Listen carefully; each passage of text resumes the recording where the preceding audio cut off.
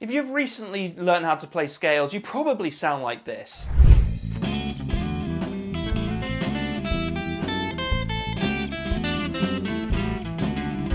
What if I told you you could sound like this in 3 easy steps?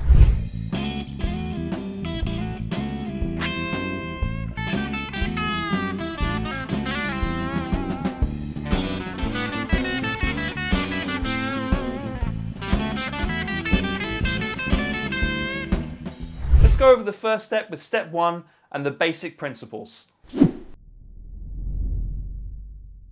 When you've learned your first set of scales, and let's be honest, it's probably the minor pentatonic because we're all guitarists and we all do that first, the temptation to run them up and down really fast is always present. But that doesn't always sound the most musical, and musicality is the goal here.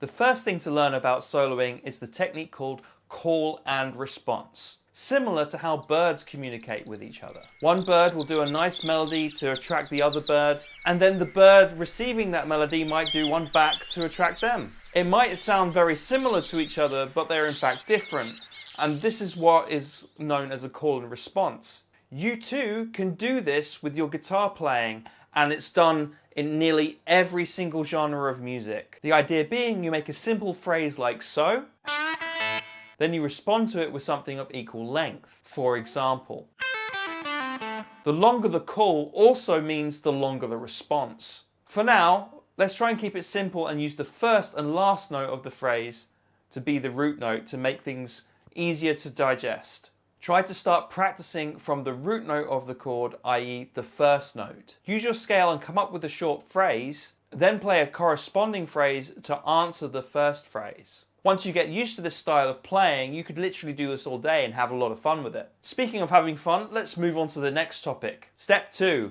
articulation. What do we mean when we talk about articulation? Articulation is when you're changing how the note itself sounds by using certain guitar techniques. For example, a slide, pinch harmonic,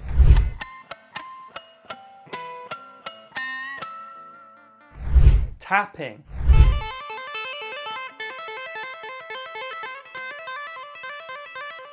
dynamics,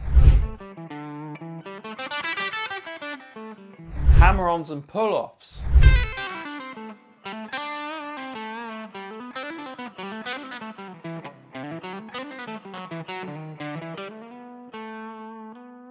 bending,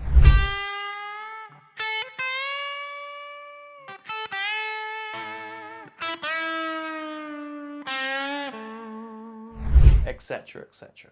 In summary, articulation is where you give your notes your enthusiasm of your delivery. Let's take a look and see what happens if we combine step 1 and 2 together.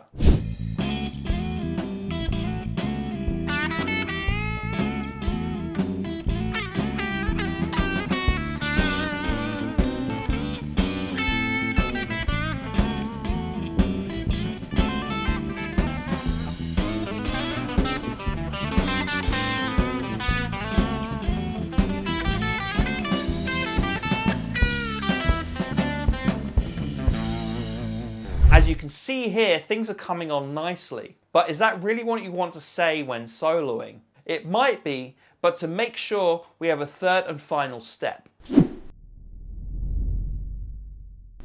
This third step will ensure that you're trying to say what is actually on your mind. Singing your melodies before you play them is a practice that has long endured in the music world.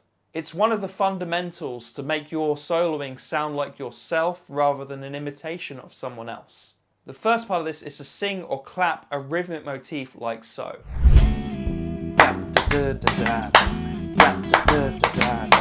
Then to apply that rhythmic motif to the scale that you're using.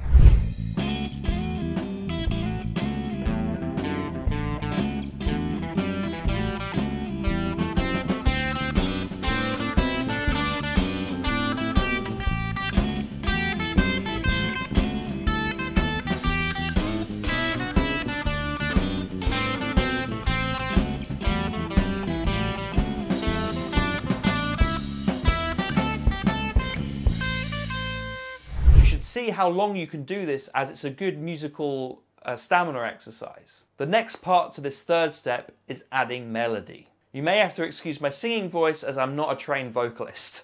First we sing each note of the pentatonic scale to get a feel for all the notes that we are using. Then we add the previous step of adding a rhythmic motif, but also to choose the notes that we're going to use.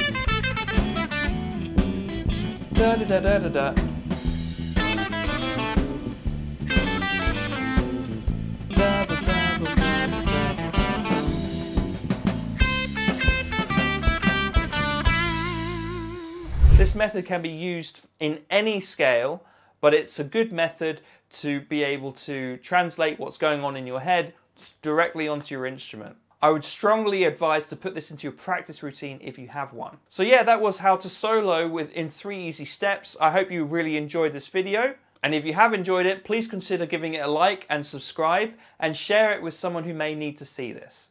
I'll see you in the next one.